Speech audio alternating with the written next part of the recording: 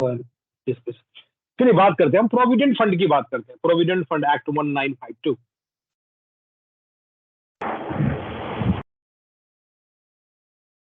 PF act या EPF act समझ लो, EPF employee provident fund act 1952 की बात करते हैं। तो मैं बहुत ज्यादा डिटेल में नहीं जाऊंगा, मैं पिछला वाला वीडियो शेयर कर दूंगा, description about the provident fund कि प्रोविडेंट फंड क्यों है। नॉर्मली ये स्टैट्यूटरी सेविंग प्लान है।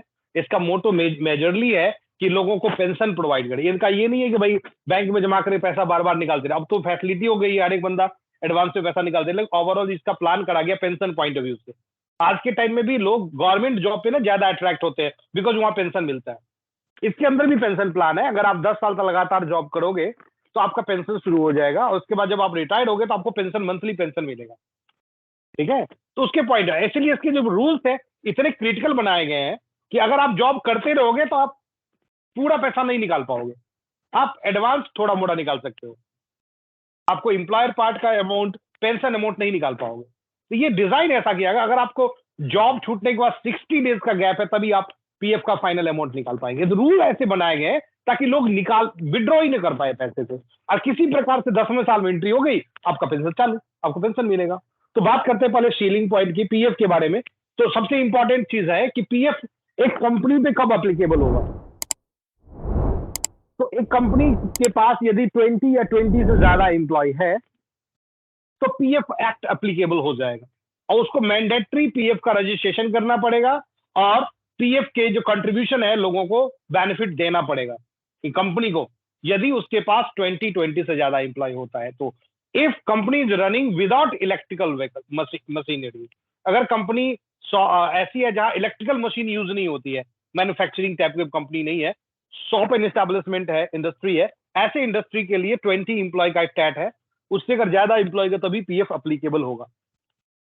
आप तो 2 एम्प्लॉय में भी पीएफ का रजिस्ट्रेशन कर सकते हैं वॉलेंटरी, 4 एम्प्लॉय में भी पीएफ का रजिस्ट्रेशन करके पीएफ कंट्रीब्यूट कर सकते हैं, लेकिन मैंडेटरी जो है उसके लिए 20 का स्टैट बनाया गया। 20 एम्प्लॉय से ज्यादा होने के बाद आपको पीएफ का रजिस्ट्रेशन करना ही पड़ेगा और पीएफ कंट्रीब्यूशन करना ही पड़ेगा। दूसरा, अगर मैन्युफैक्चरिंग यूनिट है, वहां 10 और मोर देन 10 एम्प्लॉय के साथ ही ये रूल चलता है। पहला है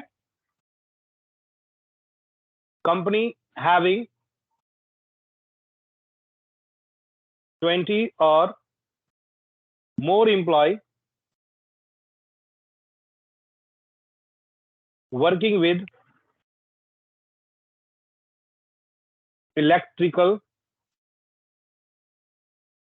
working without electrical machine।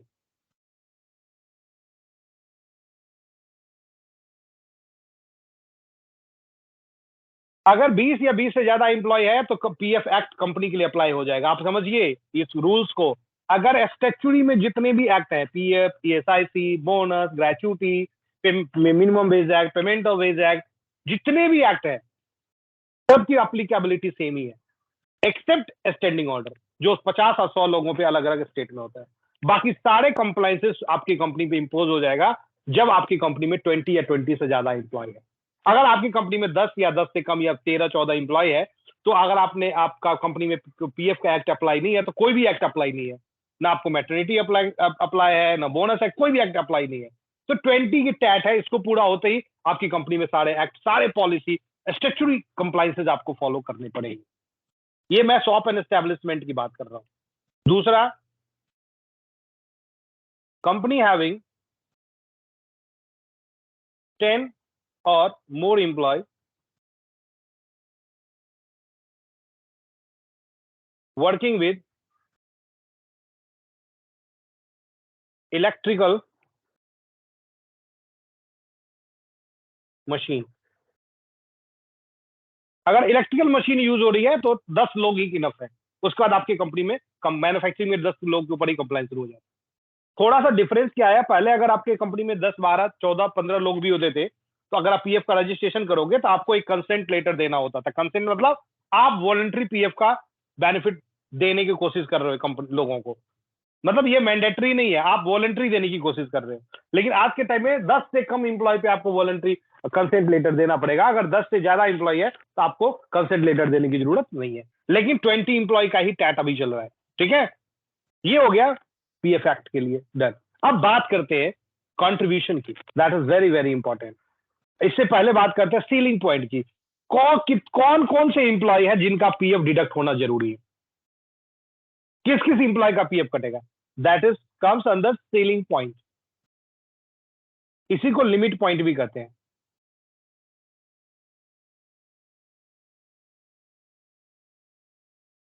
Employ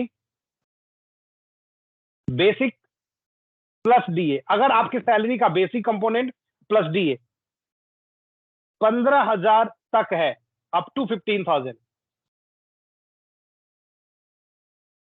तो आपको पीएफ का मेंबर बनना ही पड़ेगा। अगर आपका बेसिक प्लस डीए 15,000 से ऊपर नहीं है, 15,000 से कम है, तो आपका पीएफ डिडक्शन होगा ही, आपको पीएफ का मेंबर बनना ही पड़ेगा। एक केस है, अगर आपका बेसिक 15,000 से ज्यादा है तो आपके लिए ऑप्शनल हो जाएगा कि आप पीएफ डिडक्ट करवाओगे कि नहीं करवाओगे। लेकिन आप यू रूल समझिए, अगर 15,000 से ज्यादा पहले जॉब में है तब, अगर एक बार आपका पीएफ डिडक्शन शुरू हो गया, उसके बाद आपकी सैलरी बढ़ के क्यों ना बेसिक 1 लाख रुपए हो जाएगा, आपको पीएफ का कंट्रीब्यूशन करना ही पड़ेगा। फर्स्ट जॉब में यदि आपका बेसिक 15,000 से ज्यादा है, आप ऑप्ट करते हो कि मैं पीएफ का डिडक्शन ना कराऊं, तो आप नहीं कराओगे, ये ऑप्शन आपके पास होगा। Once contribution is done, there after बाहर जाने का कोई रास्ता नहीं है। ठीक है, it is all about basic, किसका बेसिक प्लस डी है, अप टू 15,000 में पीएफ का कैलकुलेशन होता है। अब बात करते हैं कंट्रीब्यूशन क्या।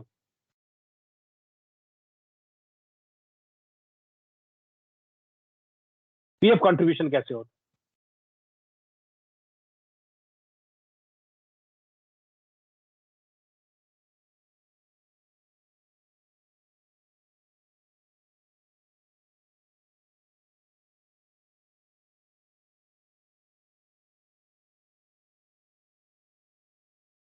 अब इसके लिए मैं थोड़ा सा लॉजिकली बताऊं आपको, टेप ले लूं।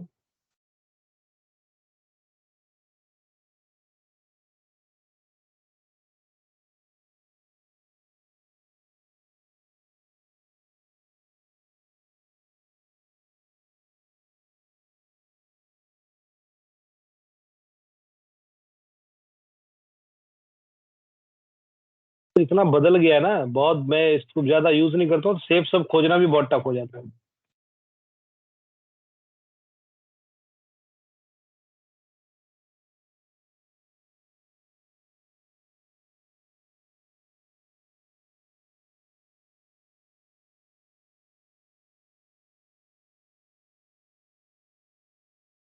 कोई भी ले लो, एक सेफ ले लो सर।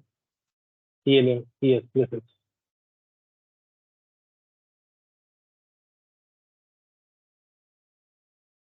चलो अब ये तो सेफ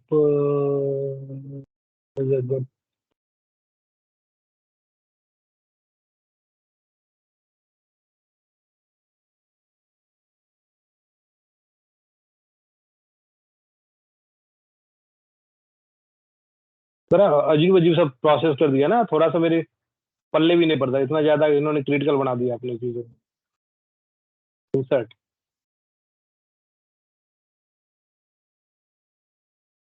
ठीक है।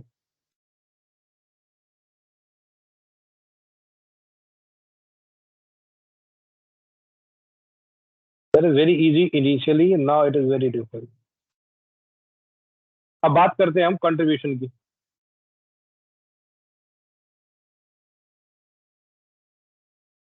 दो पार्ट में होता है। पहला पार्ट है एम्प्लॉय, एम्प्लॉय डबल ई मतलब employee, 12%, 12% of basic plus D, and same 12% employer भी पे करता है बेसिक प्लस डीए का।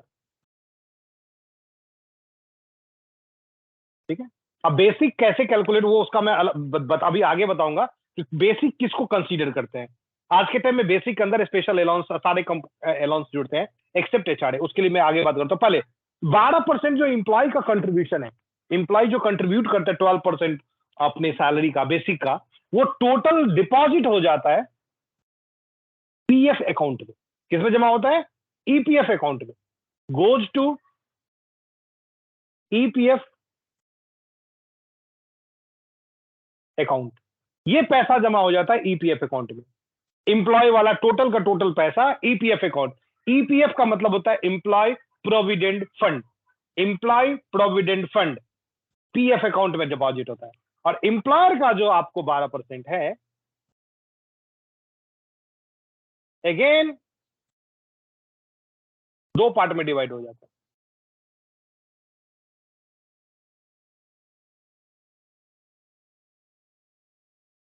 ठीक है, पहला पार्ट है 8.33%। ठीक है, ये है EPS, employee pension scheme. EPS का मतलब है एम्प्लॉय पेंशन स्कीम।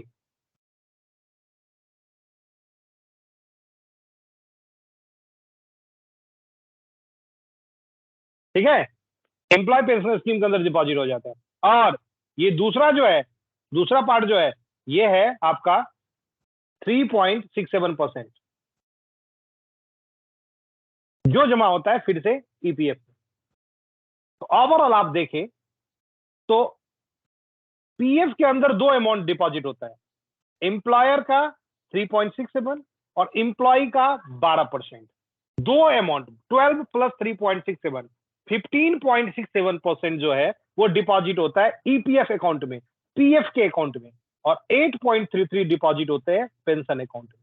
तो टोटल देखा जाए तो टोटल जो हमारा है, टोटल पीएफ जो हमारा है वो हो जाएगा ईपीएफ एम्प्लॉय प्रोविडेंट फंड हो जाएगा 12% प्लस 3.67% इक्वल टू 15.67%। ये जो 15.67% है वो टोटल जमा होता है पीएफ में, और पेंशन के अंदर जो जमा होता है ईपीएफ के अंदर वो होता है 8.33%। ये this is all about the normal contribution, PF contribution.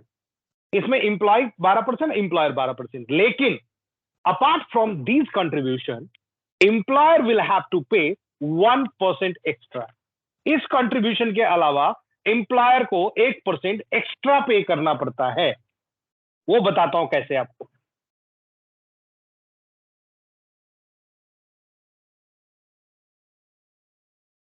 या आप नोट कर सकते हैं, apart from above contribution, employer will have to pay 1% extra as admin charges या एक्सपेंसेज जो करें।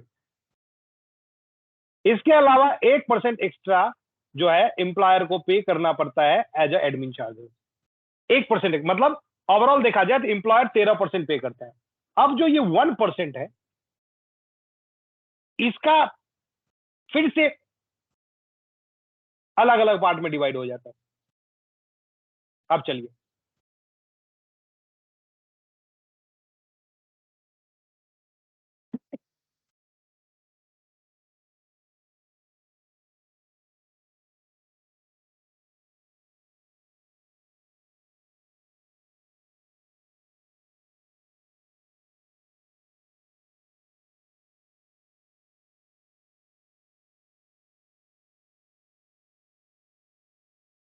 इसका इजी होता थोड़ा सा व्हाइट बोर्ड पे, लेकिन व्हाइट बोर्ड पे ना मैं देख रहा हूँ रिकॉर्ड सही से नहीं होता, रिकॉर्डिंग सही से नहीं होता तो शेयर करने में। तो 3 पार्ट में ये डिवाइड होता है। आगे पीछे करने का बड़ा बड़ा नेम बड़ा लंबा लंबा होता है, इसलिए मैंने थोड़ा उसको आगे पीछे कर दिया है, दूर दूर कर देता हूँ ताकि सब कुछ। तो पहला जो हमारा अमाउंट है, फर्स्ट ये 3 पार्ट का पहला अमाउंट होता है वो होता है 0.5%। 0.5% पहला अमाउंट होता है और इसका नेम है इंस्पेक्शन और एडमिनिस्ट्रेशन चार्ज। फर्स्ट अमाउंट जो है उसका नेम है इंस्पेक्शन और एडमिनिस्ट्रेशन चार्ज जो कि 0.5% है। दूसरा जो पॉइंट है ये भी है 0.5%। और इसका नेम है EDLIS। इसका फुल फॉर्म है employee deposit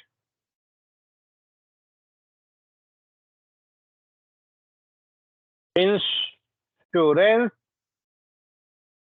deposit linked insurance scheme.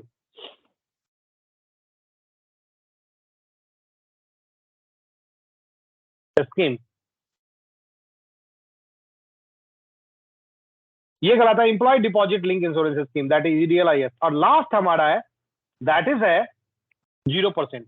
इसमें कोई अमाउंट ही नहीं है, लेकिन इसका हमें केयर करना है बिकॉज ये एक अकाउंट नंबर है जिसको फ्यूचर में हो सकता है इसका कंट्रीब्यूशन हो। पहले 2016-17 से पहले इसमें 0.01% जाता था, अब नहीं जाता है। इसका नाम है EDLIS और एडमिन चार्जेस, एडमिनिस्ट्रेशन चार्जेस।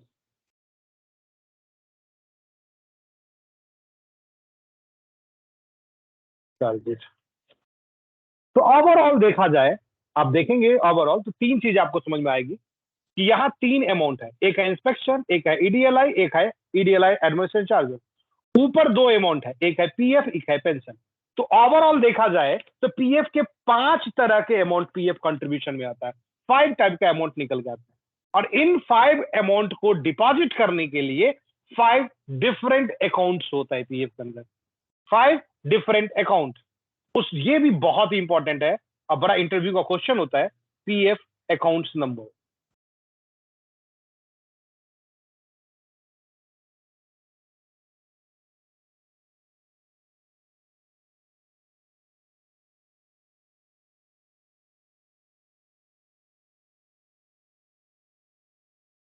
चलिए, PF अकाउंट नंबर पहला है अकाउंट नंबर 1,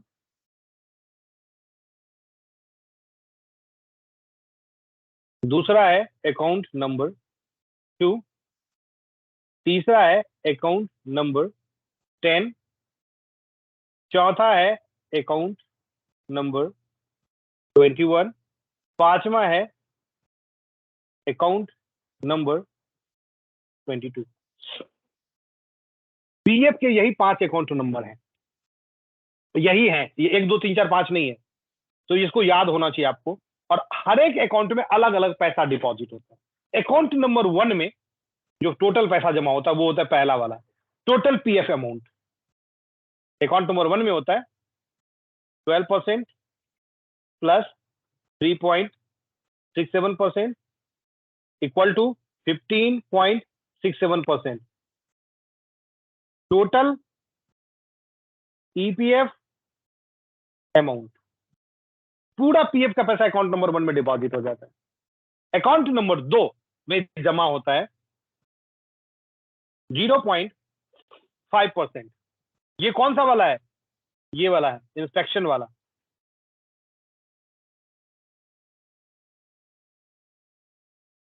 इंस्पेक्शन और एडमिनिस्ट्रेशन चार्जेस।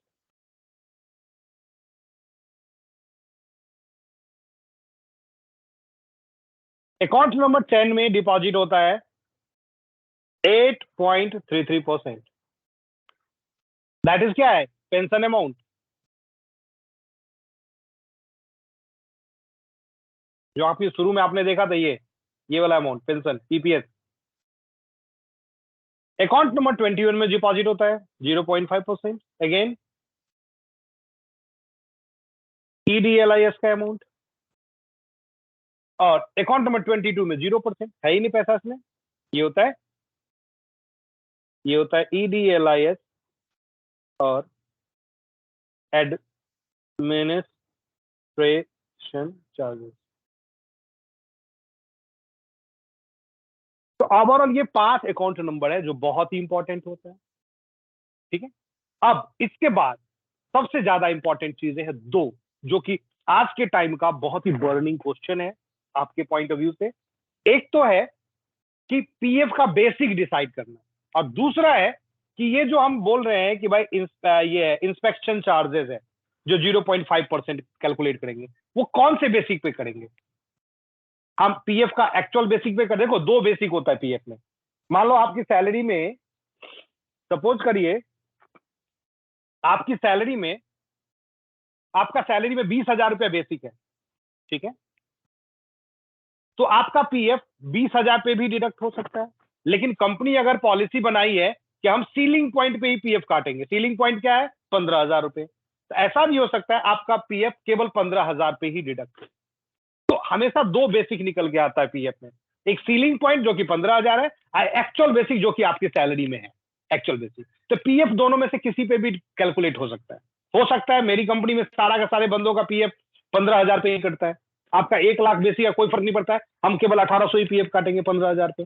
कई कंपनी में 1 लाख पे कटता है। तो लेकिन ये जो इंस्पेक्शन चार्ज है, ये किस पे कैलकुलेट होगा, इसका कौन सा बेसिक होगा, ये जानना बहुत जरूरी है। पेंशन, पेंशन जो कैलकुलेट होगा कौन से बेसिक पे होगा? एक्चुअल वाले 20,000 पे होगा कि 15,000 पे होगा? ईडीएलआई का कैलकुलेशन कौन से बेसिक पे होगा? वो एक्चुअल पे होगा कि सीलिंग पॉइंट पे होगा? एक तो ये 3 बेसिक जानना बहुत जरूरी है कि पीएफ का कैलकुलेशन कैसे होगा, इंस्पेक्शन चार्ज का कैलकुलेशन कैसे होगा, पेंशन का कैसे होगा, ईडीएलआई का कैसे होगा। 4 बेसिक जानना बहुत जरूरी है। दूसरा, हम कैसे, कौन से बेसिक पे पीएफ काटेंगे? देखिए मैं दिखाता हूं। सबसे पहले बात करते हैं पीएफ बेसिक, ईपीएफ बेसिक पहला टॉपिक है, इसको डिसाइड करना आज के रूल में। आज के रूल में गवर्नमेंट कहता है कि आपको जो पीएफ कैलकुलेट करेंगे तो आपको स्पेशल अलाउंस पे भी कैलकुलेट करना है, अदर अलाउंस पे भी कैलकुलेट, सारे अलाउंस को जोड़ के पीएफ काटना है, एक्सेप्ट एचआरए। तो उस समय में हम ईपीएफ का बेसिक कैसे डिसाइड करेंगे, ये बड़ा जरूरी है। अब समझिए, मान लो लोगों के सैलरी में, आप समझिए इसको ऐसे कि कौन कौन से कंपोनेंट होते हैं। पहला होता है बेसिक, हर एक बंदे के सैलरी में। दूसरा होता है HRA, HRA house rent allowance. तीसरा होता है स्पेशल अलाउंस। चौथा मान लो कोई अदर अलाउंस ले लो, अदर अलाउंस। 4 अलाउंसेस है मान लो, और भी अलाउंसेस हो सकते हैं। अब चारों का अमाउंट में डालता हूं और फिर आपको एक मैं टेक्निकली इसको रिजॉल्व करके दिखाता हूं। मान लो इसमें बंदे का बेसिक है 12,000 रुपये, ठीक है?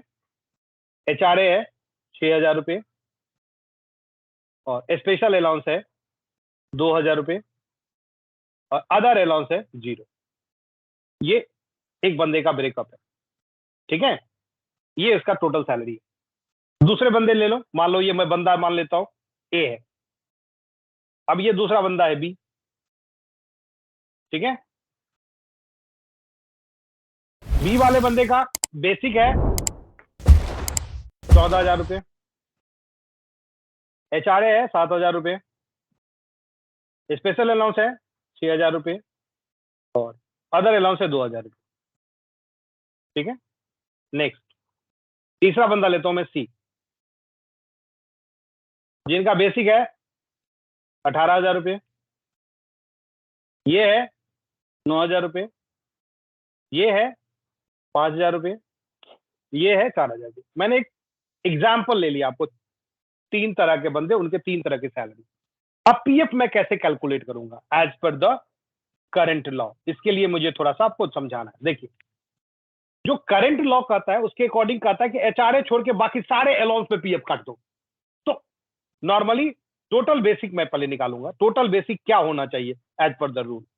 टोटल बेसिक किसको कंसीडर करेंगे? टोटल बेसिक जिसमें पीएफ को डिडक्ट किया जा सकता है, करेंगे नहीं करेंगे हमारे हाथ में। वो क्या होगा? बेसिक प्लस एचआरए छोड़ के सारा जोड़ दीजिए, ये प्लस ये, तीनों जोड़ दीजिए। तीसरा वाला भी जोड़ दूंगा ना, अभी रुक जाए, ये छूट गया ना, इसको जोड़ना पड़ेगा, प्लस ये, तीनों जोड़ दिया, ठीक है? अब इसको खींच दीजिए। ओवरऑल देखा जाए तो ये सारे बेसिक हैं जिसपे पीएफ का डिडक्शन किया जा सकता है। बंदे ए के लिए 14,000 पे बेसिक बन रहा है, बंदे बी का 22,000 बन रहा है, जबकि एक्चुअल 14,000 ही है। अब बंदे सी का 18,000 बन रहा है, जबकि टोटल 27,000 पे पीएफ, लेकिन पीएफ इतने पे थोड़े काटेंगे। अब देखो, ये जो रूल है ना, ये रिस्ट्रिक्ट करता है कि अगर जिन जिन बंदों का बेसिक 15,000 से कम है, उसका कंट्रीब्यूशन कम से कम 15,000 पे होना चाहिए। और उस समय अगर आपका बेसिक कम पड़ रहा है तो वो अमाउंट आप अदर अलाउंसेस से लेकर उसे 15 पूरा कर दो। इसको लेकर चलता है, कंसीडर करता है। ऐसा नहीं है कि टोटल 27,000 पे काट दो। देखो क्यों नहीं है, मैं अभी इस पे आगे बात करूंगा। पहले पीएफ का बेसिक आप बताओ, पीएफ किस पे कैलकुलेट करेगा? पीएफ बेसिक की बात करेंगे जिसमें पीएफ कैलकुलेट होगा। पहले वाले बंदे का तो 14 पे कैलकुलेट होगा। क्यों? क्योंकि ये 15,000 से कम है। इसका मतलब उसका स्पेशल अलाउंस बेसिक में जोड़ के इन दोनों के ऊपर पीएफ काटना पड़ेगा, ठीक है। लेकिन दूसरे वाले बंदे के 22,000 की जरूरत नहीं है, क्योंकि उसका 14,000 ऑलरेडी है बेसिक। 15,000 में 1,000 रुपए की कमी है, हम 1,000 रुपए खाली स्पेशल अलाउंस से ले लेंगे। इसका कैलकुलेशन हम 15,000 पे करेंगे। अब ऐसा नहीं मैं बोल रहा कि भाई सारे पे कैलकुलेट कर दो। 15,000 पे भी अगर कैलकुलेट करते हैं तो हम ब्रीच नहीं कर रहे कंप्लाइंस को। और यहां तो भाई अपना रूल ऑलरेडी इसका 15,000 से ज्यादा है। अब यहां तो कंपनी कहती है कि एक्चुअल पे करेंगे तो 18,000 पे कटेगा, और कंपनी कहती है सीलिंग पे कटेंगे तो 15,000 पे कटेगा। यहां दोनों हो सकता है, एक्चुअल पे कटने वाले के लिए 18,000 पे होगा, और अगर सीलिंग पे होगा तो 15,000 पे होगा। तो यहां दोनों 18 ही ले लेता हूं। बात समझ में आ रही है? तो जब बेसिक की पीएफ बेसिक की बात करेंगे तो हम अदर अलाउंस का भी कंपोनेंट ऐड करते हैं, ठीक है। लेकिन आप ध्यान रखेंगे कि आप किस पॉइंट ऑफ व्यू से इसका कंट्रीब्यूशन कर रहे हैं और हमारा कंप्लायंस ब्रेक ना हो। ये हो गया। अब बात बची, इसमें किसी को डॉट है तो पूछ सकते हो। Anyone has any doubts there? अब बात करते हैं नेक्स्ट पॉइंट पे। सर ए और बी का एक बार दोबारा से बता दें। देखो ए में क्या है कि भाई 12,000 है, तो इसको तो स्पेशल अलाउंस से पैसे लेने ही है, तो दोनों जोड़ के कितना हो गया? 14,000। ये 15 से कम है, तो 15 से कम रहेगा तो सारे अलाउंस पे पीएफ काटना ही पड़ेगा। तो स्पेशल अलाउंस 2 का 2,000 पूरा आ गया। ये तो जोड़ के भी 15 से कम ही हो रहा है। लेकिन दूसरे केस में कितना हो रहा है? 22,000। और हमें सीलिंग पॉइंट को टच करना है। मेरा एक्चुअल बेसिक तो ऑलरेडी 14,000 है, मैं तो केवल 1,000 रुपया ले लूंगा स्पेशल अलाउंस से, तभी मेरा 15 हो जा रहा है। तो जरूरी नहीं है कि हम 22,000 पे पीएफ का कैलकुलेशन करें। हम सीलिंग पॉइंट को ऑप्ट कर सकते हैं कि हम सीलिंग पॉइंट पे पीएफ काटेंगे, इसीलिए इसका जो पीएफ का कैलकुलेशन होगा केवल 15,000 पे होगा। बात समझ रहे हो? गवर्नमेंट कहती है कि अदर अलाउंसेस को जोड़ो पीएफ कंट्रीब्यूशन करते वक्त, लेकिन भाई कंपनी पीएफ का एक रूल ये भी तो है कि सीलिंग पॉइंट पे पीएफ काटिए आप। तो हम सीलिंग पॉइंट को ऑप्ट करेंगे। इसका मतलब हमें अगर ये टोटल बेसिक 22,000 तो दिख रहा है, 14 में स्पेशल अदर अलाउंस जोड़ दे, लेकिन हमें 15,000 से ज्यादा पे कैलकुलेशन करने की जरूरत नहीं है। अगर तुम कर तो 22,000 पे भी सकते हो, लेकिन अगर तुम 22,000 पे पीएफ कैलकुलेट करोगे, कोई बंदा तुम्हारे यहाँ काम करेगा? सारा तो पीएफ ही कट जाएगा, हाथ में कुछ आएगा ही नहीं। इंपॉर्टेंट तो ये है ना कि बंदा को भी रोकना है। तो ओवरऑल हम क्या कर सकते हैं? हम 15,000 पे उसका पीएफ काटेंगे, 1,000 रुपया केवल स्पेशल अलाउंस लेंगे। अगर मैं 15,000 पे पीएफ काटता हूं तो हम कंपनी के पीएफ डिपार्टमेंट के किसी भी लॉ को ब्रेक नहीं कर रहे हैं। 22 पे काटेंगे तो बड़ी खुशी की बात है, 22 पे काट लो। लेकिन 22 पे काटने में क्या होगा? बंदे का दोनों साइज का जब कंट्रीब्यूशन घटाओगे तो 4 से 5,000 रुपए का उसके इन हैंड सैलरी में फर्क आ जाएगा। बंदा तुमसे तुम्हारे यहाँ टिकेगा नहीं। इसीलिए नॉर्मली इस पॉलिसी को फॉलो कर सकते हैं। जहां 18,000 बेसिक है, वहां भी जरूरी नहीं है कि उसका बेसिक 18,000 पे पीएफ काटे। आप 15,000 पे भी पीएफ काट सकते हो। सीलिंग पॉइंट ऑप्ट कर लो, 15,000 पे काट दो, कोई दिक्कत नहीं है। और चाहो तो 18 पे भी काट सकते हो। तो जहां ये कंपनी दर कंपनी डिफर करती है। कई कंपनी ऑप्ट करती है कि सारा पीएफ हम 15,000 पे काटेंगे, कई कंपनी ऑप्ट करती है कि जितना आपका बेसिक उसका 12% कटवाओ। तो ये डिफर करती है। तो ये हो गया नॉर्मली पीएफ का बेसिक डिसाइड करना, किस पे पीएफ कटेगा विद ब्रेकअप। अब बात करते हैं हम इंस्पेक्शन चार्ज जो कैलकुलेट करेंगे 0.5%, वो कौन से अमाउंट पे कटेंगे?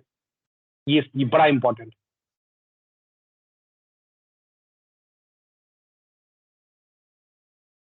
इंस्पेक्शन चार्ज जो कि कितना है? 0.5% है। ये किस पे कैलकुलेट होगा? ये कैलकुलेट होगा ईपीएफ बेसिक पे। ईपीएफ बेसिक मतलब जिस पे पीएफ कटेगा, ये एक्चुअल और सीलिंग पॉइंट दोनों हो सकता है। अब मैं अभी मैप क्लियर करता हूं कैसे।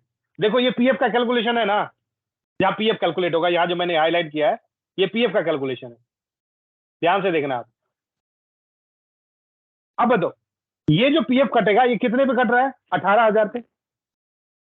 जिस पे पीएफ कटेगा 18,000 पे, अगर पीएफ कटेगा तो इंस्पेक्शन भी 18,000 पे कटेगा। अगर पीएफ का कैलकुलेशन तुम 15,000 पे करते हो, कंपनी कहती नहीं भाई 18 पे नहीं करेंगे 15 पे करेंगे, तो इंस्पेक्शन चार्ज का कैलकुलेशन 15,000 पे होगा। जिस अमाउंट पे एक इंडिविजुअल का पीएफ कटेगा 12% कटेगा, या वो सीलिंग पे कटे या एक्चुअल पे कटे, उसी पे इंस्पेक्शन का चार्ज कटेगा। मतलब इंस्पेक्शन चार्ज का कैलकुलेशन ईपीएफ वाले बेसिक पे होगा, पीएफ जिसमें डिडक्ट होता है उस बेसिक पे होगा। नेक्स्ट बात करें हम,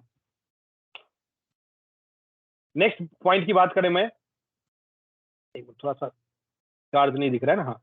नेक्स्ट हमारा है ईडीएलआईएस या पेंशन ले लो पहले। पेंशन पेंशन कितना परसेंट होता है? 8.33%। अब देखो बहुत बड़ा फर्क है यहाँ, इसका कैलकुलेशन हमेशा सीलिंग पॉइंट पे ही होगा, ये कभी भी 15,000 से ज्यादा पर कैलकुलेट नहीं होगा।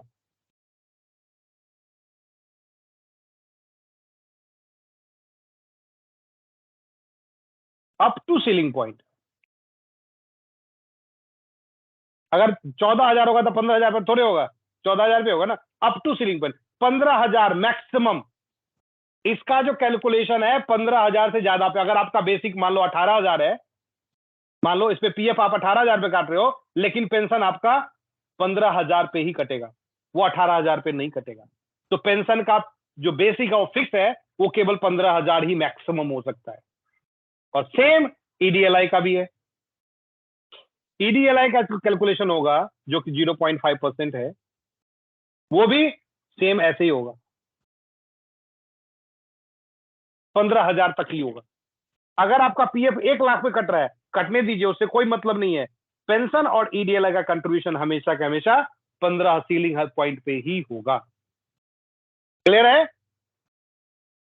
अब मान लो मेरा बेसिक है 50,000 रुपये, मैं 50,000 पे पीएफ कटाता हूं, मैं 15,000 का सीलिंग को नहीं लिया, मेरा 50,000 का 12%, 12 पंचे 60, 6,000 रुपया मेरा पीएफ का कट रहा है। पीएफ कटेगा 6,000 चलेगा 50,000 पे, लेकिन जब मेरा पेंशन कटेगा तो केवल 15,000 पे ही कटेगा। वो कभी भी उस पर, अब कैलकुलेशन भी करके दिखाता हूँ। देखो मान लो बेसिक में कुछ एग्जांपल, एक बंदे का बेसिक है 15,000 रुपये, दूसरे बंदे का बेसिक है 18,000 रुपये, तीसरे बंदे का बेसिक है, या एक ऐसा करो 12 कर दो, ये 15 कर दो, ये 50 कर दो, ये 1 लाख कर दो। देखो 3 बेसिक वाला है। ये बेसिक का मतलब भी समझा, मैं समझा तो समझ लो। बेसिक का मतलब जिसपे पीएफ कटना है, ये सब कैलकुलेशन के बाद हमने डिसाइड जो किया ना पीएफ काटना, वो वाला अमाउंट है ये। इसमें स्पेशल एनो जुड़ा हुआ जो भी सब जुड़ा हुआ है, ये फाइनल अमाउंट है जिसपे पीएफ काटना है। ठीक है? अब देखो पीएफ का कैलकुलेशन कैसे होगा। सबसे पहले होगा ईईपीएफ। ईपीएफ मतलब इंप्लॉय पीएफ। फिर होगा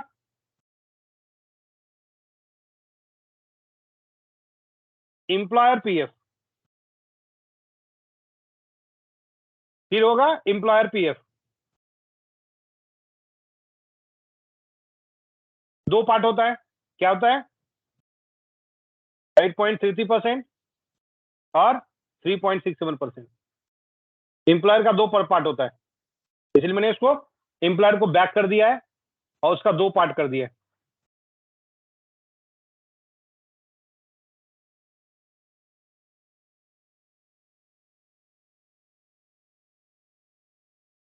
आपको सारा क्लियर हो जाएगा इसके बाद, देखिए। ठीक है? अब कैलकुलेशन इंप्लॉय पीएफ कितना परसेंट होता है? 12%, सबको पता है। चलिए अब यहां देखो, यहां जो बंदे का कैलकुलेशन होगा 12%, वो 12,000 पे होगा, क्योंकि 15,000 से कम है। 12% इंप्लॉय का पीएफ ये हो गया। इंप्लॉयर का जो 8.33 है वो भी 12,000 पे ही होगा, क्योंकि 15,000 से कम है। ज्यादा होने पे केस बढ़ता है ना, यहां तो कम ही है,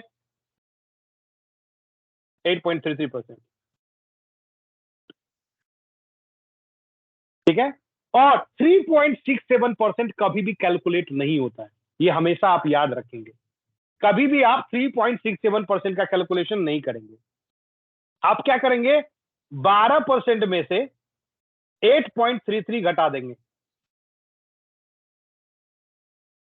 8.33 घटा देंगे, जो बचेगा वही होगा, तो मतलब 3.67। या हमेशा याद रखिएगा, आप कभी भी ये आप नहीं करिएगा कि कैलकुलेशन करें 3.67 का कि भाई बेसिक का 3.67, अगर करेंगे आप कभी भी चालान नहीं बना पाएंगे। और कभी इंटरव्यू में पूछ लिया, आपको वैसे करते हुए देख लिया, तो वो समझ जाएगा कि भाई ये बंदा ने ट्रेनिंग लिया है, इसको कोई आइडिया ही नहीं है इसके बारे में। अब बात करते हैं नेक्स्ट 15,000 वाले में। 15,000 में पीएफ का कैलकुलेशन तो 15,000 पे ही होगा, सीलिंग पॉइंट ही है, इतना पे तो होना ही बनता है। 15,000 का 12%। ईडीएलआई का भी क्या है, रूल वही है, सीलिंग पॉइंट, और संजोग से ये मैच कर रहा है, तो ये फिर 15,000 पे ही होगा।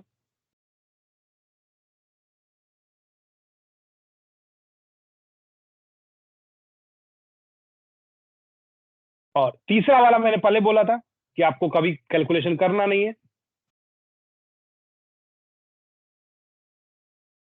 This minus this equal to this. Clear है? अब यहां देखो, यहां तुम्हें समझ में आएगा। अब देखो, पीएफ का जो कैलकुलेशन है वो तो 1 लाख पे भी हो सकता है। मान लो 1 लाख पे एक्चुअल पे होना है, तभी तो मैंने लिखा 1 लाख, तो इसका कैलकुलेशन होगा 1 लाख पे। एक्चुअल वाला पॉलिसी है भाई, एक्चुअल पे पीएफ कटेगा। लेकिन अब यहां बदल जाएगा केस, पेंशन कभी भी एक्चुअल पे कैलकुलेट नहीं होगा, बिकॉज मैंने बता दिया है कि पेंशन का जो सीलिंग वो केवल 15,000 तक के ही कैलकुलेट होगा। तो अब जो पेंशन का कैलकुलेशन होगा वो 15,000 पे होगा, बिकॉज इससे ज्यादा पे उसका कैलकुलेशन हो ही नहीं सकता। 8.33%, ये बहुत लॉजिकल है, बहुत इंटरव्यू का लोगों को बड़ा फंसता है उसमें। और तीसरा मैंने बोला था कि आपको तीसरा कैलकुलेट नहीं करना है, 12% माइनस दिस।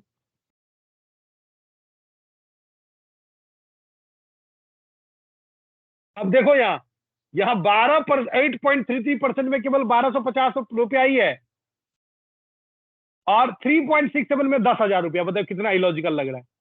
3.67 में बहुत ज्यादा अमाउंट है, और 8.33 में 1,250 है, बिकॉज रूल है पेंशन का, पेंशन 1,250 रुपया से ज्यादा जमा नहीं होगा। अभी एक हायर पेंशन योजना आया है जिसमें 1.66% एक्स्ट्रा इसमें ऐड कर देंगे, 9.149% के आसपास होता है, उतना परसेंट आपका कटेगा। लेकिन अभी तक जो नॉर्मल पॉलिसी है, जो ऑप्ट करेंगे उनके लिए, नॉर्मल पॉलिसी में पेंशन में 1,250 रुपया से कभी भी ज्यादा नहीं। क्वेश्चन पूछेगा आपसे इंटरव्यू में, पेंशन में कितना अमाउंट डिपॉजिट हो सकता है, तो मैक्सिमम 1,250 रुपया। पेंशन का कैलकुलेशन 15,000 पे होता है, ईडीएल कैलकुलेशन 15,000 पे होता है, उससे ऊपर पे नहीं होता है। लेकिन दो चीज बड़ा इंपॉर्टेंट, एक तो पीएफ का कैलकुलेशन किस पे हो सकता है, एक्चुअल पे भी हो सकता है, सीलिंग पे। और एक और चीज है जो मैंने आपको बताया, दैट इज इंस्पेक्शन चार्ज। ये इसका भी कैलकुलेशन पीएफ वाले बेसिक पे होता है। अगर एक्चुअल पे पीएफ कटेगा तो इसका कैलकुलेशन एक्चुअल पे होगा, और अगर पीएफ कटेगा सीलिंग पॉइंट पे, इसका कैलकुलेशन सीलिंग पे होगा। दो ऐसे कंट्रीब्यूशन है जो एक्चुअल पे भी हो सकता है, वो है एक इंस्पेक्शन चार्ज का और एक पीएफ का। बाकी जितने भी हैं, पेंशन और ईडीएलआई, इनका कैलकुलेशन हमेशा सीलिंग पॉइंट पे ही होगा। क्लियर है? क्योंकि मैं बात किया था आपको अकाउंट, पीएफ अकाउंट के 5 अकाउंट के बारे में। ये 5 अलग अलग अकाउंट में पीएफ के पैसे डिपॉजिट हैं। तो चूंकि ये 5 अलग अलग अकाउंट है, इसलिए इसको निकालने के लिए अलग अलग फॉर्म्स भरने पड़ेंगे आपको। क्या भरने पड़ेंगे? पीएफ के अलग अलग फॉर्म्स भरने पड़ेंगे इन अकाउंट के पैसे को निकालने के लिए। तो मैं इसको थोड़ा नीचे करके फिर आपको सारे फॉर्म बताता हूं, तो आपको थोड़ा ना जल्दी समझ में आ जाएगा। ठीक है, अब देखिए, अकाउंट नंबर 1 में टोटल पीएफ का पैसा है। अब चूंकि पैसे अलग अलग अकाउंट में है, तो फॉर्म भी अलग अलग भरने पड़ेंगे। तो अगर मुझे अकाउंट का पूरा पीएफ का पैसा निकालना है, सबसे पहली बात समझिए, आप एक चीज याद रखिए और सबको गाइड करिए। पीएफ का पैसा ऐसे ही नहीं निकल जाता है कि आपने जॉब छोड़ा निकाल लो। पीएफ का अगर फुल एंड फाइनल पैसा निकालेंगे, इसके लिए कम से कम आपके जॉब में 60 डेज का गैप होना चाहिए। मतलब जॉब छूट गया, 60 डेज से घर बैठे हुए हैं, जॉब नहीं लगा, तभी आप पीएफ का फाइनल निकाल सकते हैं। ऐसा नहीं कि पहली कंपनी छोड़ के दूसरी कंपनी ज्वाइन कर लिया और 2 महीने बाद पहली कंपनी का पैसा निकालेंगे, नहीं निकाल सकते। पीएफ में एक यूएन नंबर होता है जिसपे 2 पीएफ अकाउंट होगा। पीएफ का फाइनल पैसा हमेशा करंट अकाउंट से निकलता है।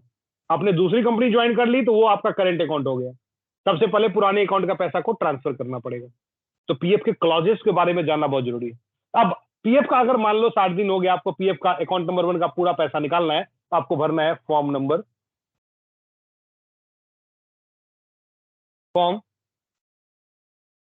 19 बाय एम्प्लॉय। अगर तुम निकालोगे तो फॉर्म 19 से, और फॉर्म 20 बाय नॉमिनी। अगर बंदे का डेथ हो गया तो नॉमिनी निकालेगी, तो अगर नॉमिनी निकालेगी तो वो 20 नंबर फॉर्म फिल करेगी। ठीक है, तो 2 फॉर्म हो गया आपको अकाउंट नंबर 1 का पैसा, 19 से आप निकालेंगे और 20 से नॉमिनी निकालेगी। इंस्पेक्शन चार्ज पीएफ डिपार्टमेंट को रन करने के लिए है, तो ये पैसा विड्रॉ नहीं होता है, नॉट विड्रॉवेबल। पेंशन का पैसा अगर आपको निकालना है तो फिर से फॉर्म 2 लगेंगे, फॉर्म 10C बाय एम्प्लॉय। अगर एम्प्लॉय निकालेगा तो 10C, और अगर नॉमिनी निकालेगा 10D। ठीक है, तो इस तरीके से 2 फॉर्म से क्या होगा, पेंशन निकलेगा। तो नॉर्मली जब भी हम जॉब छोड़ते हैं तो पीएफ पेंशन दोनों साथ में निकालते हैं, तो आपको 19 और 10C फॉर्म साथ में भरना चाहिए। मार्केट में एक बहुत ज्यादा मिसकंसेप्शन फंसा हुआ है। इसके देखा अंदर एक रूल है कि पेंशन के लिए आप एलिजिबल तब होते हो जब 6 मंथ का कंट्रीब्यूशन होता है। रूल है, पेंशन आपको तभी मिलेगा जब 6 मंथ का कंट्रीब्यूशन होता है। लोग इसको अलग तरीके से समझते हैं, लोग समझते हैं पेंशन 6 महीने बाद मिलेगा, मतलब जो रूल कुछ और है, समझते कुछ और है। तो वो लोग क्या करते हैं कि 19 का अप्लाई कर देते हैं, अब पेंशन का अप्लाई नहीं करते। वो सोचते 6 महीने बाद अप्लाई करूंगा, तब तक कहीं दूसरी कंपनी में ज्वाइन कर लेते हैं, फिर उनका पीएफ का पेंशन कभी निकलता ही नहीं है। हमेशा याद रखिए, जब पीएफ निकालेंगे सेम टाइम में पेंशन भी निकालना है। 2 कंडीशन में ये गलत है।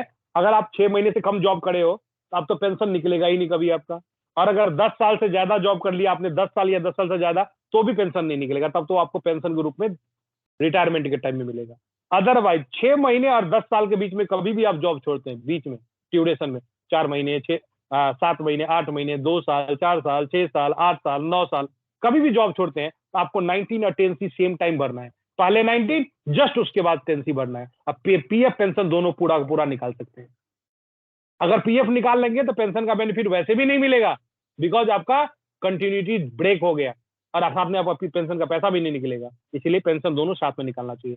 ईवीएलआई की बात करें, ये पेंशन स्कीम है, इंश्योरेंस है जिसका पेमेंट एम्प्लॉयर करता है, लेकिन इसका बेनिफिट मिलेगा भी मिलेगा जब बंदे का डेथ होगा। लाइव है आप तो इसका बेनिफिट नहीं मिलेगा, अगर डेथ हुआ तो मिलेगा। उसके लिए फॉर्म नंबर होता है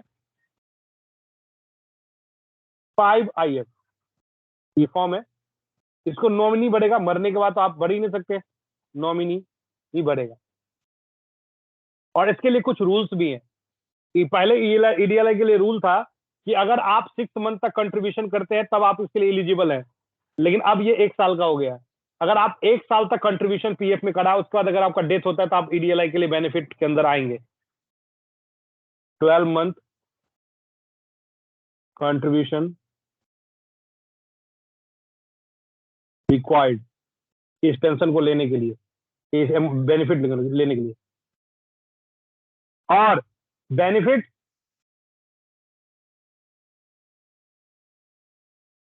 up to 7 lakh rupees.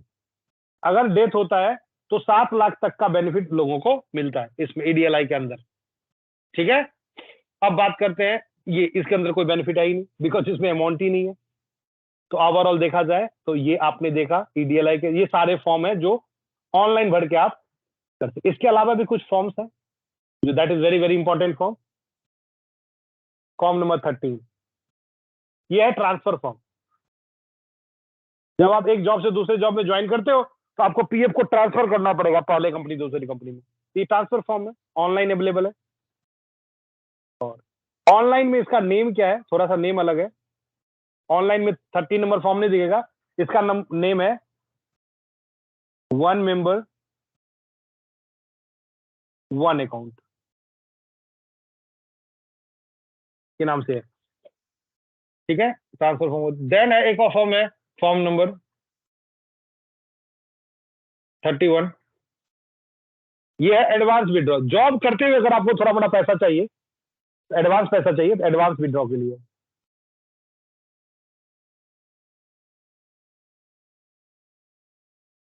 Job में रहते हुए अगर पैसा निकालना है तो आप इससे निकाल सकते हो, 31 नंबर फॉर्म से। इसके अलावा एक फॉर्म ये भी बड़ा इंपॉर्टेंट है, फॉर्म 2। ये नॉमिनेशन फॉर्म है, जब बंदा ज्वाइन करता है ये फॉर्म हम भरवाते हैं।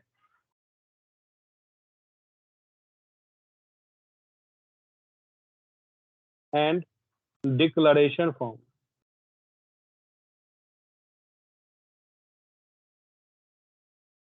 ज्वाइनिंग के टाइम में हम भरते हैं नॉमिनेशन फॉर्म। इसके अलावा एक फॉर्म और है जो बहुत ही ज्यादा इंपॉर्टेंट है, फॉर्म नंबर 11। ये ऑडिट में हमेशा पूछता है, अगर बंदा का पीएफ कटे या ना कटे, फॉर्म नंबर 11 भराना है। ये है पीएफ डिक्लेरेशन फॉर्म। ये आपके ज्वाइनिंग किट में होना ही चाहिए। इसमें पीएफ बंदा डिक्लेयर करता है कि उसका पीएफ कट रहा था, कट रहा नहीं कट रहा था, पीएफ नंबर क्या है, यूएन नंबर क्या है, पूरा डिटेल भरता है। अगर कोई बंदा कहता है कि मैं पीएफ नहीं कट पाऊंगा, मैंने कभी पीएफ कंट्रीब्यूट नहीं किया, तो ये फॉर्म भराना बहुत जरूरी है, ताकि आप एटलीस्ट श्योर हो कि बंदे ने बोला कि मेरा पीएफ नहीं कट रहा था, इसीलिए मैं उसका पीएफ नहीं कट रहा हूं। तो ऑडिट में बड़ा इंपॉर्टेंट पॉइंट है फॉर्म नंबर 11। तो these are the very very important form. इसके अलावा आपको थोड़ी सी नॉलेज होनी चाहिए कुछ ऑटोमोटिव फॉर्म के बारे में, जो अब यूज में नहीं है, लेकिन इसकी नॉलेज बहुत जरूरी है। Form number 5, details. ये मंथली रिटर्न जाता था 2012 से पहले ये फॉर्म, लेकिन फिर भी समझो क्या है। Details of employee join in a particular month. एक पर्टिकुलर मंथ में जितने एम्प्लॉय ने ज्वाइन किया उसका डिटेल होता है इसमें। अब मान लो किसी बंदे का डेट ऑफ ज्वाइनिंग आपने गलती कर दी और आप करेक्शन फॉर्म भरोगे, तो वहां पीएफ ऑफिस बोलेगा कि फॉर्म नंबर 5 भेजो, और आपका आइडिया ही नहीं था, आप कैसे भेजोगे? इसीलिए आपको आइडिया होना चाहिए। फॉर्म नंबर 5 होता है details of employed join in a particular month. अगर किसी बंदे का जनवरी में 4 तारीख की जगह 6 तारीख की ज्वाइनिंग आपने दिखा दी, आप डेट ऑफ ज्वाइनिंग को बैक करना है, तो आप फॉर्म के साथ ये फॉर्म नंबर 5 लगा के भेजना पड़ेगा आपको। और दूसरा होता है फॉर्म नंबर 10। सेम होता है, खाली इसमें जो एम्प्लॉय जॉब छोड़ा उसके लिए होता है।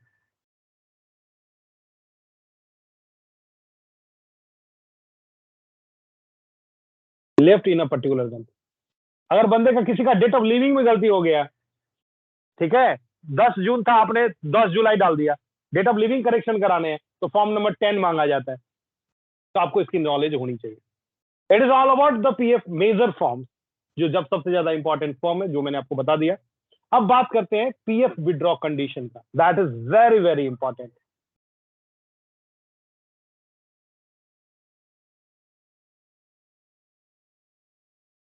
PF withdraw condition very very important topic है। पीएफ विड्रॉ कंडीशन क्या है?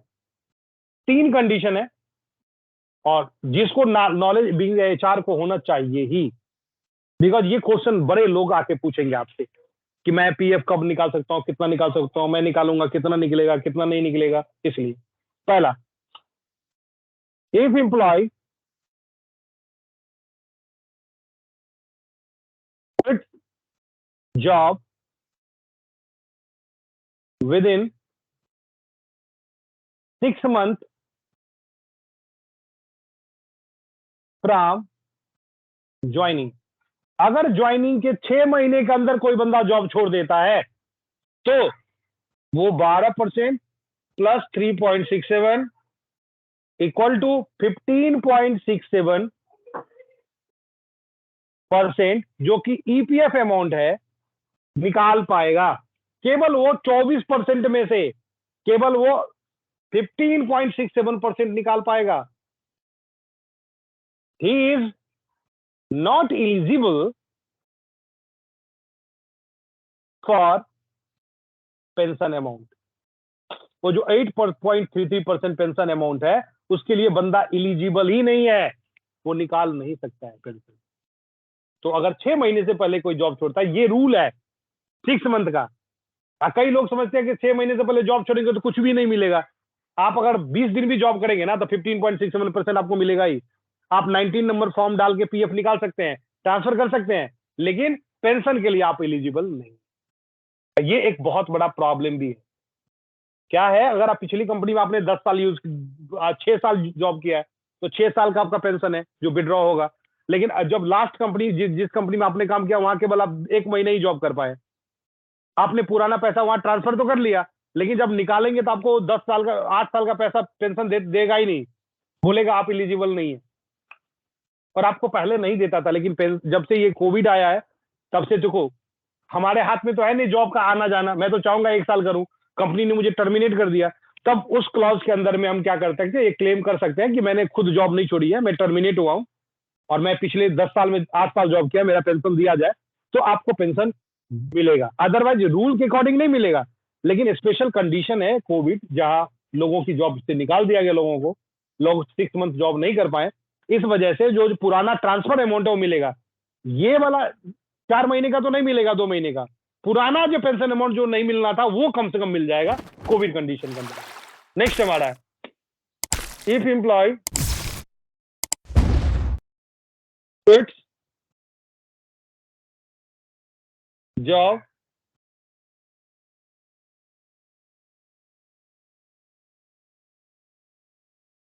after 6 month, 6 महीने के बाद, बट बिफोर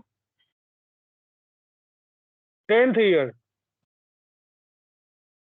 10वें साल और 6 मतलब 6 महीने के बाद और 10वें साल से पहले। अब 10th ईयर का मतलब समझो, 10th ईयर का मतलब ये नहीं 10 साल, 10th ईयर का मतलब है 9 ईयर 6 मंथ 1 डे। अगर 9 ईयर 6 मंथ 1 डे हो गया 10 साल काउंट हो जाएगा।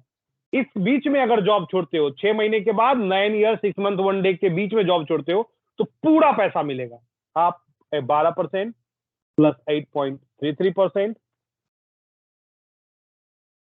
प्लस 3.67% इक्वल टू 24% आप निकाल पाएंगे, पूरा का पूरा अमाउंट। तो ऐसे कंडीशन में ज्यादातर लोग जॉब छोड़ते हैं। तो आप जब जॉब छोड़े तो 1910 सेम टाइम में अप्लाई करना है। Condition number last, that is if employee quits job in or after 10th year, 10वें साल में या 10वें साल के बाद जॉब छोड़ता है, he can withdraw 12 plus 3.67% equal to 15.67% only। Same जो पहला वाला कंडीशन में उतना ही पैसा निकलेगा फिर बंदे का, फिर से केवल वो 15% ही निकाल पाएगा, 15.67% ही निकाल पाएगा। लेकिन अब एक स्पेशल चीज क्या होगा, जो उसका पेंशन अमाउंट है 8.33, वो एज अ पेंशन मिलेगा रिटायरमेंट के टाइम में। Now he can get pension amount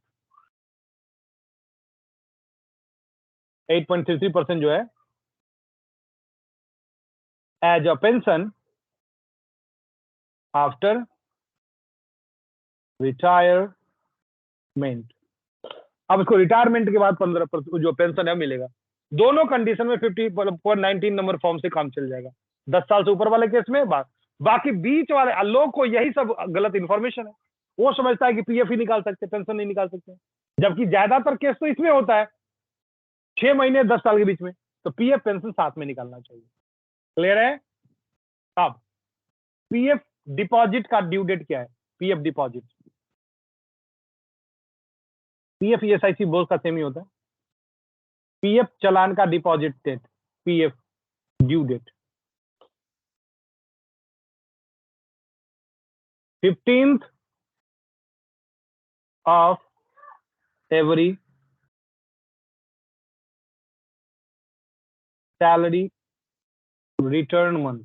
salary return month क्या होता है समझिए, क्योंकि जनवरी की सैलरी बनती है फरवरी में, फरवरी में, ऐसा ना जनवरी का जनवरी में सैलरी मिल जाए, फरवरी में बनेगा, तो 15th को बोलते हैं हम नेक्स्ट मंथ होता है सैलरी रिटर्न मंथ। तो 15th ऑफ एवरी मंथ आपका जो है पीएफ का चालान का पेमेंट जमा होना चाहिए, अदरवाइज आपको पेनल्टी देना पड़ेगा। अगर कोई कंपनी पीएफ का चालान का पेमेंट लेट जमा करती है तो उसको पेनल्टी पे करना पड़ता है।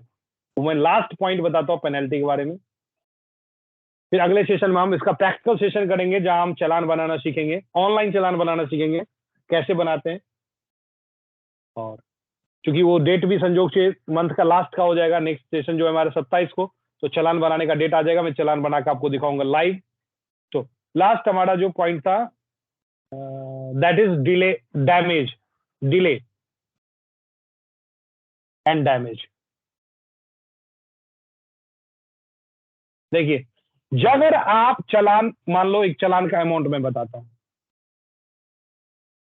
मान लो टोटल जो चालान अमाउंट है आपका, मान लेते हैं एग्जांपल के लिए 1 लाख रुपया, ये तो वैसे कैलकुलेशन अकाउंट वाइज होता है, लेकिन मैं एक लमसम कैलकुलेशन बताता हूं। अगर 1 लाख का चालान है, मान लो आप लेट हो गए, सबसे पहला 2 तरह का पेनल्टी लगता है। Number 1, interest of 12% per annum. आपको पहले तो एक इंटरेस्ट देना होगा 12% पर एनम का, 12% का एक इंटरेस्ट देना पड़ेगा। 1, ये तो इंटरेस्ट वो है जो पीएफ डिपार्टमेंट इंप्लॉय को देती है। मान लो आपने जनवरी का पैसा जमा किया अप्रैल में, तो पीएफ डिपार्टमेंट थोड़े बोलेगा कि भाई 2 महीने तक मेरे पास पैसा नहीं आया था, मैं उसका इंटरेस्ट इंप्लॉय को नहीं दूंगा। पीएफ डिपार्टमेंट को जनवरी का भी इंटरेस्ट देना है, इंप्लॉय को फरवरी का भी देना है, मार्च का भी देना है, जबकि उसको मिला तो अप्रैल में। तो वो सारा पैसे का इंटरेस्ट कंपनी कहती है कि भाई आपने लेट के आप पे करो, वही 12% है। सेकेंड है डैमेज चार्जेस। आपको पेनल्टी भी तो लगनी चाहिए, damage charges. Damage charges slab में होती है, 0 से 2 मंथ तक अगर लेट करोगे आप, ये डेज बेस पे कैलकुलेट होता है, तो आपको 5% पर एनम का डैमेज चार्ज देना पड़ेगा। अगर आप 2 महीने से 4 मंथ तक का आप लेट करते हो, मैं हमेशा बोलता हूं डेज पे कैलकुलेट होता है, 60 डे, 70 डे, 80 डे पे हुआ, तो ये 10% आपको देना पड़ेगा डैमेज चार्ज पर एनम। अगर आप 4 महीने से 6 महीने तक लेट करते हो तो आपको देना पड़ेगा 15% पर एनम से। और अगर आप 6 मंथ से ज्यादा लेट करते हो तो 25% इंटरेस्ट रेट पर एनम से देना पड़ेगा। आप ये सोचोगे आप 25% 25,000 होगा, ऐसा नहीं होता है, ये डेज से निकलता है, ये तो पूरे साल का है ना। मैं एग्जांपल देता हूं, मान लो डिले का एग्जांपल देता हूं, मान लो डिले हो गया 40 दिन का, 40 दिन का डिले हो गया, तो कैसे कैलकुलेशन होगा? तो पहले तो इंटरेस्ट मैं निकालूं फॉर 1 ईयर, पहले 1 साल का निकालना पड़ेगा। कैसे निकलेगा? 1 लाख का 12% जो इंटरेस्ट हो रहा है, ये क्या हुआ?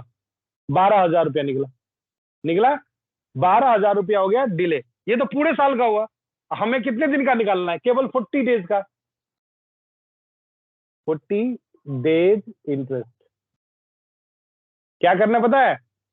12,000 को 365 से डिवाइड करिए, बिकॉज साल में 365 दिन होता है, तो 1 दिन का निकलेगा। अब फिर उसको मल्टीप्लाई कर दीजिए 40 से, तो 40 दिन का निकल जाएगा। तो 1,315 रुपए आपको 40 दिन का इंटरेस्ट पे करना पड़ेगा। वैसे फिर चार्ज में आ जाओ, डैमेज में आ जाओ। क्योंकि 40 दिन है तो 0 से 2 महीने के 2 महीने वाला स्लैब में आएगा, 5% में आएगा। तो पहले हम निकालेंगे डैमेज 1 ईयर का, जो 1 लाख रुपए है उसका 5%। ऐसे बढ़ेगा, अगर 60 दिन से ज्यादा होगा तो 10%, वो आप कर लेना। ये हो गया। अब मुझे 40 दिन का डैमेज निकालना,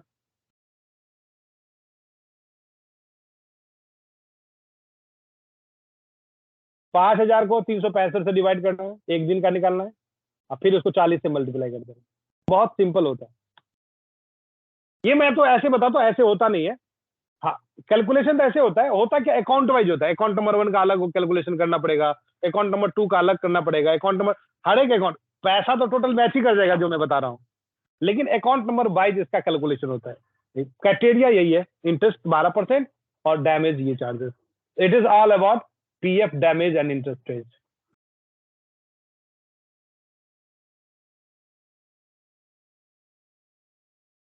इसके अलावा जो छोटी छोटी 2-4 चीजें रही है और नेक्स्ट सेशन में करूंगा, बिकॉज प्रैक्टिकल सेशन में बहुत ज्यादा लंबा टाइम नहीं लगता है करके।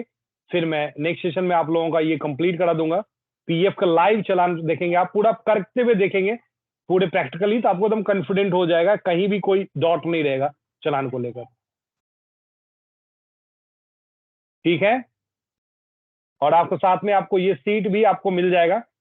आज आपको इसका रिकॉर्डेड वीडियोस, आपको रिकॉर्डेड वीडियोस के साथ आपको सीट आपको अवेलेबल मिल जाएगा आपके ईमेल आईडी पे, मैं भेज दूंगा। आप इस वीडियो को देख भी पाएंगे, एक्सेल पे के कंटेंट को भी देख पाएंगे, और नेक्स्ट सेशन में फिर आपसे मिलते हैं। तो किसी को कोई क्वेरी है तो पूछ सकते हो। श्याम, आपको समझ में आया सारी चीजें? यस सर, आया, समझ में आ गया। बस बड़ी बड़ी सिंपल है। आप पीएफ और समझ लो, पूरी कोर्स के अंदर जो पीएफ और ईएसआईसी है वही सबसे ज्यादा डिफिकल्ट है, बिकॉज इसमें थ्योरी कंसेप्ट बहुत ज्यादा है, प्रैक्टिकल के साथ थ्योरी बहुत ज्यादा है। बाकी सब कंटेंट में 10 पॉइंट से ज्यादा, बोनस के अंदर 15 पॉइंट से ज्यादा है नहीं, पीएफ के अंदर बहुत ज्यादा, ईएसआईसी इससे ज्यादा ब्रॉडर है, उसमें बहुत ज्यादा क्वेश्चन पूछा जाता है, बहुत सारा कंट्राडिक्शन है। इन क्लासों को बड़ा ध्यान से देना होता है। नेक्स्ट सेशन प्रैक्टिकल का होगा, बड़े इजीली आपको समझ में आ जाएगा। ठीक है, मिलते हैं नेक्स्ट सेशन में आप लोगों से। Yes sir. आप लोग क्विट कर सकते हैं। Okay sir, thank you, bye.